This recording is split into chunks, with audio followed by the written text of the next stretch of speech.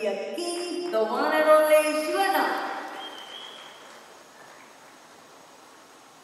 ಅಣ್ಣ, ನಂಗೆ ಗೊತ್ತು ನೀವು ಸ್ವಲ್ಪ ಸಂಕೋಚ ಪಡ್ತೀರಾ, ಆದ್ರೂ ನೀವು ಈ ಚೇರಲ್ಲಿ ಕುತ್ಕೊಂಡ್ರೆ ನಮ್ಮ ರಮೇಶ್ ರೆಡ್ಡಿ ಸರ್ ಅವರು ನಮ್ಮ ತಂಡದ ಪರವಾಗಿ ನಿಮ್ಮ ಪ್ರೀತಿಯ ಅಭಿಮಾನದ ಸ್ವಾಗತವನ್ನ ಕೋರ್ಬೇಕು.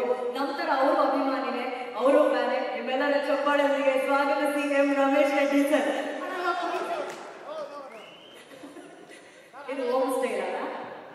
ಇದು ಹೋಮ್ ಸ್ಟೇ ಅಣ್ಣ. ನೀವು ಹಿಂಗೆ ಕೂತ್ಬಿಟ್ರೆ ಲಾಂಗ್ ಇಟ್ಬಿಡೋಣ ಅನ್ಸುತ್ತೆ ನನಗೆ.